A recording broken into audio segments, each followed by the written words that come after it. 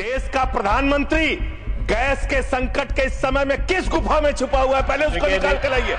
पहले उसको निकाल के लाइए। जो युद्ध चल रहा है इजराइल और अमेरिका और ईरान के बीच में, आप क्यों इजराइल की चमचागिरी में खड़े हो गए, जिसके कारण से हिंदुस्तान को आज गैस का संकट भुगतना पड़ रहा है। पूरा देश लाइन में खड़ा है, गांव लाइन में खड़ा है, शहर लाइन में खड़ा है, एक एक इलाका लाइन में खड़ा है। होटल बंद हो रहे हैं मान्यवर, मोरवी के अंदर गुजरात में टाइल्स की फैक्ट्रियां बंद हो रही है मान्यवर।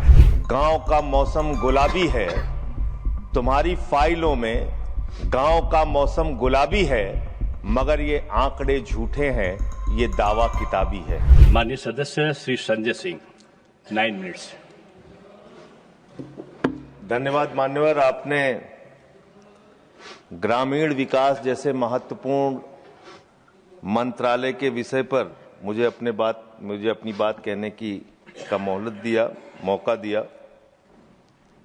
मान्यवर, मैं अदम गोंडवी जी की चंद लाइनों से अपनी बात शुरू करना चाहता हूं कि तुम्हारी फाइलों में गांव का मौसम गुलाबी है, तुम्हारी फाइलों में गांव का मौसम गुलाबी है, मगर ये आंकड़े झूठे हैं, ये दावा किताबी है।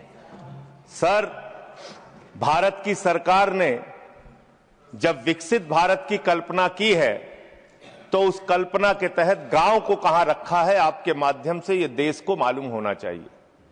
हमारे टोटल बजट का भारत सरकार ने जो पूरा बजट 2026 और 27 के लिए प्रस्तुत किया मान्यवर, उसका मात्र 3.6% बजट ग्रामीण विकास के लिए रखा है। यह स्पष्ट करता है सरकार की मंशा को, यह बताता है कि ग्रामीण विकास के लिए आपकी सोच क्या है, ग्रामीण व्यवस्था को आप कैसे संचालित करना चाहते हैं, कितना विकास वहां पर करना चाहते हैं। मान्यवर, बहुत सारी योजनाएं गांव के विकास के लिए चलाने का दावा सरकार की ओर से किया जाता है। उसमें से एक प्रमुख योजना है जिसका ढिंढोरा भारत की सरकार बार बार पीटती है, जल जीवन मिशन, जल जीवन मिशन, हर घर जल की योजना, हर घर जल की योजना। वो जल जीवन मिशन क्या है मान्यवर, जिसके ऊपर आप लाखों करोड़ रुपए अब तक खर्च कर चुके हैं। गांव गांव में पाइप से पानी पहुंचाने के नाम पे लोगों से आप पैसा लेंगे, वहां की जनता को मीटर लगा के पैसे की वसूली करेंगे, जो व्यवस्था पहले नहीं थी। उसके बाद आपने गांव गांव में सड़कों की खुदाई कर दी। जो ग्रामीण व्यवस्था के अंदर जिला पंचायत से सड़क बनी थी, ग्राम सभा से सड़क बनी थी, जो गांव के विकास के लिए पैसा लगा था, उसको जल जीवन मिशन के तहत सड़कें खोद के, गांव के रास्ते खोद के उसको बर्बाद करने का काम किया गया। तो जल जीवन मिशन जन जीवन को अस्त व्यस्त कर रहा है। एक तो ये उस मिशन की खासियत है जो सरकार को सोचना और जानना चाहिए।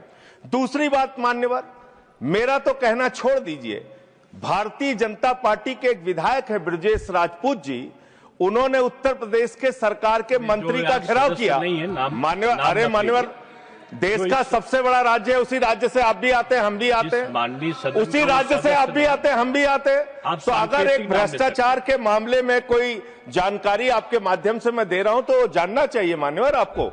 मान्यवर, रूरल डेवलपमेंट के नाम पे इस जल जीवन मिशन में गांव गांव में टंकियां बनाई गई। उन पानी की टंकियों की हालत जाकर देखिए। वो पानी की टंकियां उद्घाटन से पहले उजड़ जाती हैं, उद्घाटन से पहले उखड़ जाती हैं, टूट जाती हैं, गिर जाती हैं। 5-5, 10-10 करोड़ की टंकियां, पाइपलाइन जो है वो टूट जाती है। तो मैंने तो इसका मामला सबसे पहले उठाया था, तब सरकार ने हमारी बात नहीं सुनी, कई मुकदमे मेरे ऊपर उल्टा करा दिया। लेकिन इनके एक विधायक ने मान्यवर अपने ही मंत्री का घेराव कर लिया ब्रजेश राजपूत जी ने, और बीजेपी के विधायक ने कहा कि इस योजना में जबरदस्त भ्रष्टाचार है। इसलिए ये योजना भ्रष्टाचार की भेंट चढ़ चुकी है। दूसरी बात आते हैं, आपने गांव के अंदर जो तमाम और स्कीम शुरू की और उसकी हकीकत क्या है, कितना बजट निर्धारित किया, कितना खर्च किया। आपने मान्यवर मनरेगा के तहत 25-26 में 86,000 करोड़ रुपए निर्धारित किया था बजट में, और इस बार 26-27 में आपने 88,000 करोड़ रुपए मनरेगा के लिए निर्धारित किया। जब आपने 86,000 करोड़ रुपए निर्धारित किया तो आपकी गारंटी थी 100 दिन की। जब आपने 88,000 करोड़ रुपए निर्धारित किया तो आपकी गारंटी है 125 दिन की, और आप कह रहे हैं हम 60% भागीदारी करेंगे। पिछले कई वर्षों से, जब से प्रधानमंत्री नरेंद्र मोदी जी बने हैं इस देश के, और जब से भारतीय जनता पार्टी की सरकार है, मनरेगा की स्कीम में इस सदन के अंदर मैं पूरे जिम्मेदारी से बोलना चाहता हूं, एक भी साल में 50 दिन से ज्यादा आपने रोजगार नहीं दिया। मनरेगा स्कीम को आपने मारने का काम किया, खत्म करने का काम किया, और उसके बाद आपने कह दिया 40% राज्य सरकारों की हिस्सेदारी होगी। जो राज्य सरकारें ज्यादातर घाटे में चल रही हैं, चलिए वो भी आपने कर दिया जो आपको करना था, आपने स्कीम पास कर दी जी राम जी की। लेकिन मुझे आप जरा कृपा करके बताइए, आपके हिस्से का 125 दिन के हिसाब से रुपया बैठता है मंत्री जी 2 लाख करोड़ रुपए, तो आपने तो निर्धारित ही 88,000 करोड़ रुपए किया है। तो आप इस स्कीम में क्या सोचते हैं, क्या आपकी योजना है, और कितना आप बजट निर्धारित करना चाहते हैं? यानी कि आपकी मंशा ही साफ नहीं है कि आप मनरेगा स्कीम को गांव-गांव तक चला सके। देखिए मान्यवर, भगौड़ा इस समय कौन है पूरा देश जान रहा है। भगौड़ों के बारे में मत कहिए।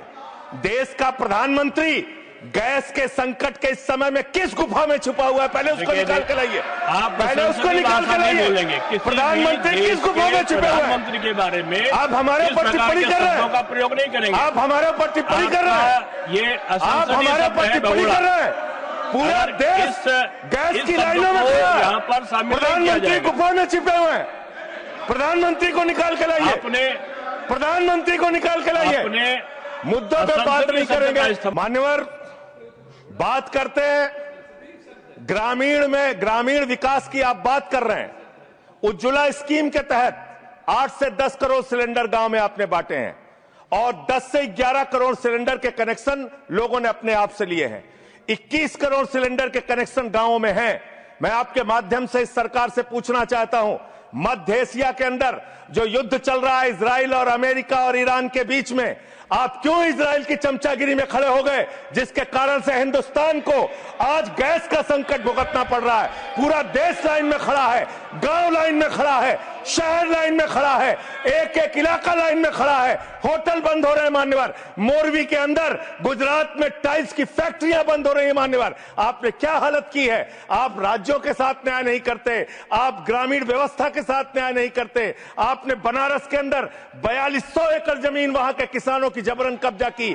2013 का जो अधिकरण का नियम है, वो नियम आपने लागू नहीं किया। वहां लाठियों से किसानों को पीट के प्रधानमंत्री के संसदीय क्षेत्र में जमीनें कब्जा करने का काम आपने किया। जो पंजाब पूरे देश का पीडीएस सिस्टम चलाता है, 50% भागीदारी पंजाब के किसानों की होती है। आपने पंजाब के रूरल डेवलपमेंट का 8,000 करोड़ रुपए मार के बैठे हुए। आप बताइए क्यों आपने पंजाब का हिस्सा नहीं दिया? क्यों आप वहां के साथ सौतेला व्यवहार कर रहे हैं? बताइए इस देश को और पंजाब के लोगों को। वहां पर बाढ़ आई, आप भी गए थे मंत्री जी वहां पे दुख जताने के लिए। आपने वहां की भयावह परिस्थितियों को देखा था। बावजूद इसके 1600 करोड़ रुपए की मदद आपने घोषित की थी। 16 पैसे आपने पंजाब को नहीं दिए। 16 पैसे।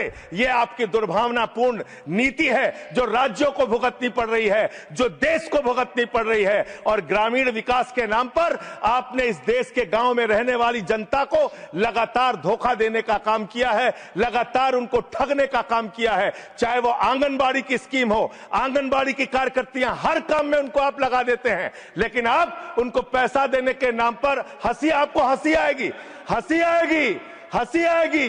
आंगनबाड़ी की योजना गांव में ही चलती है, गांव में ही चलती है, हंसी आएगी आपको। मान्यवर, मैं अंत में एक ही बात कहना चाहता हूं। मंत्री जी ने कहा भागिएगा नहीं, मैं बिल्कुल बैठ के आपकी एक एक बात को सुनूंगा। मंत्री जी, ध्यान से सुनूंगा। जितनी बात मैंने कही है उसका पूरा जवाब दीजिएगा, और अगर आप जवाब नहीं दे पाएंगे तो मुझे भी उस वक्त बोलने का अवसर दीजिएगा। आप ही अकेले बोलने का अधिकार रखते हैं, ऐसा नहीं होना चाहिए। और दूसरी बात मान्यवर, दूसरी बात, इस समय भगौड़ा कौन है, ट्रंप की गुलामी कौन कर रहा है, पूरा देश देख रहा है।